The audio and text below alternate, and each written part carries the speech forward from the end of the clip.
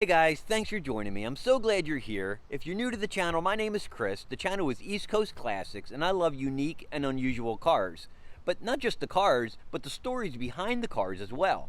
Today we're going to take a short road trip in this fantastic 1964 Chevy Corvair Greenbrier Deluxe van. So let's hop in, let's go for a ride.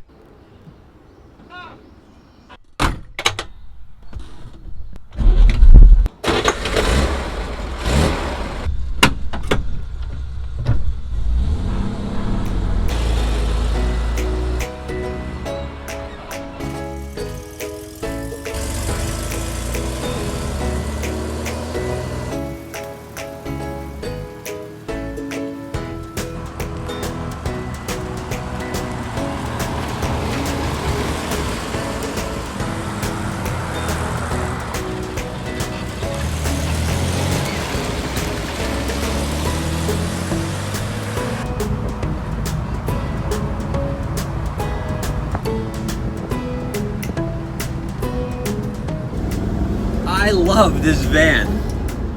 I've had it for about 10 years now. I think of myself more as a caretaker for it, not an owner, because I know the story of this van is going to continue well beyond just my time with it. Now, I found this 10 years ago or so in a little ad in Niagara Falls. Went up there with my dad and two of my kids. We went up there, checked it out, and cosmetically, it was just like this. With the six of us, my wife and four kids, we jump into this thing, we go places, go to dinner, go out, pick the kids up from school. This thing is clean and nice and presentable, obviously, but it's not so nice that I'm worried every time the kids get in with dirty shoes and dirty fingers and backpacks and so forth. And there's enough war wounds on this van in my time with it that, I don't worry about that stuff anymore.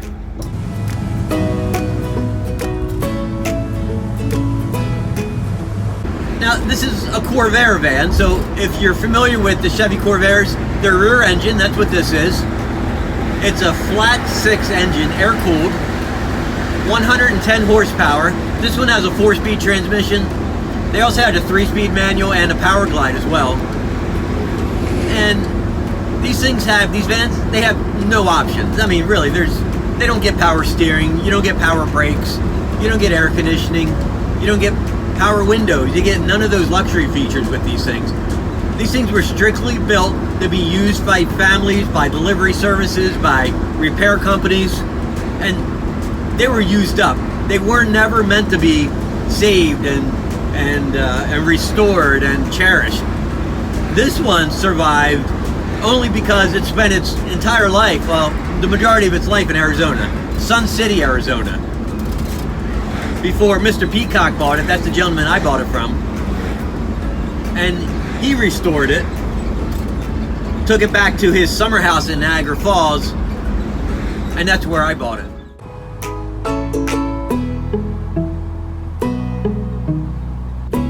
Now, when I first bought this van, I was terrified to drive it. I mean, there's no crumple zone. There's this much sheet metal between your feet and the front bumper.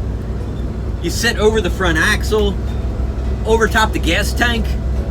There's a lot going on with this thing. The steering is hard, it's top heavy, there's a lot of things going on. And on the drive back, Dad drove it most of the way. Once we got back home here in Delaware, I took little trips around the block, through the neighborhood, gradually getting more and more comfortable with it until I was finally able to feel confident enough to take it out on the highway, take the kids out, and just enjoy it the way it's meant to be.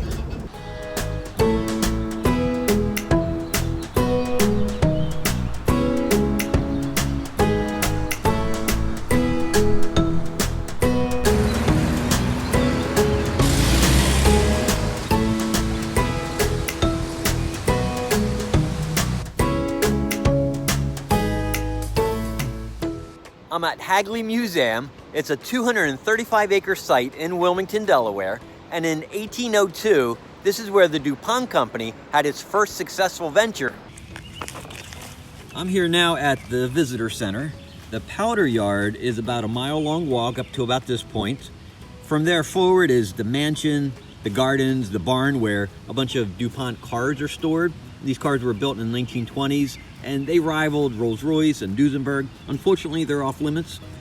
But right now we're going to focus on the powder yard tour, and so let's get going. P.S. Dupont was a printer in France who immigrated to the United States in 1799 after 7 failed business ventures. His son recommended gunpowder, as the local powder was considered to be poor quality and the manufacturing method was out of date. Financing, know-how, and machinery were acquired, and in 1801, the Dupont Company was founded. The Brandywine River was selected because it's generally fast-moving and dependable. It's close enough to the city of Wilimngton, which is about a 10-minute drive downstream, and it's close enough for transportation and workers, but it's also far enough away given the potential for explosions. Construction of the powder yard began in 1802, and 2 years later, gunpowder was being produced, with 38,000 pounds being made that very first year. Over time, gunpowder evolved into blasting powder, smokeless powder, dynamite, nitroglycerin, and it was all needed for military purposes, but also for mining and building of canals and tunnel construction, railroads, dams, aqueducts, and even cities too. Basically, it all changed our landscape and helped build the nation and our infrastructure. Close it up for me, please. So now, You're very kind. we've run this all day for a 10-hour workday. It wants to close itself, doesn't it? All the weight. Once it gets going, it does. Right near the end. So a 300-pound gate. 300-pound gate, like a manhole cover. Yes. On the end of that. Keeps the water back until I need it.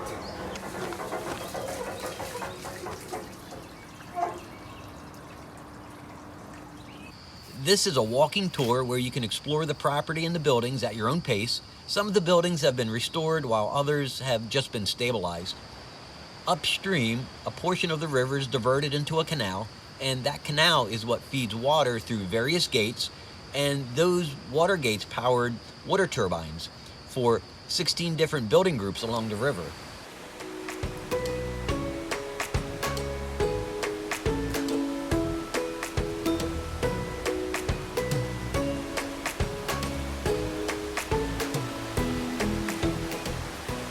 This is called the graining mill.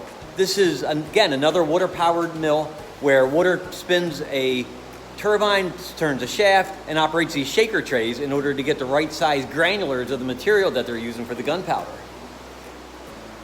The beauty and the peacefulness of this property is what's so obvious. The tranquility of the river, the gorgeous stone buildings, and the history of the property, it's all just so profound. It's hard to imagine it today, but when this mill was functioning, the workers lived on site here. And in fact, this is the workers' community, which is about maybe a quarter-mile inland from the river. And you have the barns for the horses, you have the foreman's house way down there at the end. There's a school for the children. And some of the homes have been converted. And for instance, this one's a cafe. And this is where the people worked and lived.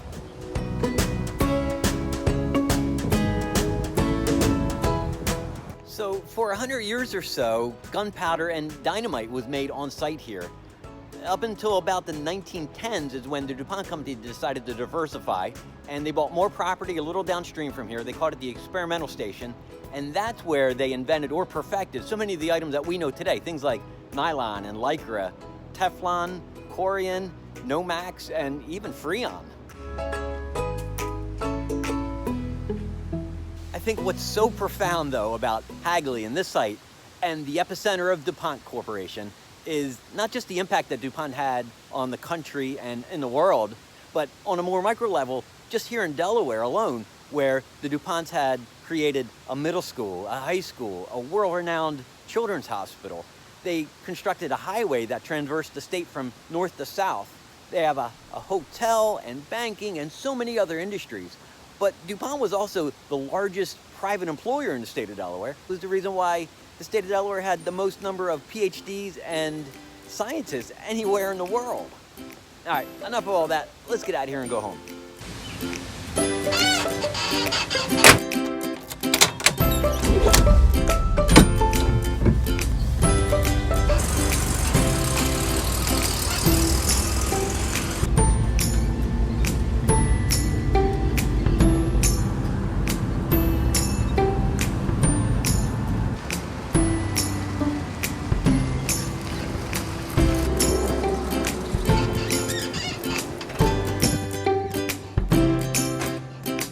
So thanks for joining me on this road trip. I hope you enjoyed some time behind the wheel of this crazy Greenbrier, and for spending some time with me at Hagley Museum and learning some of the history about the museum, Dupont, and the state of Delaware.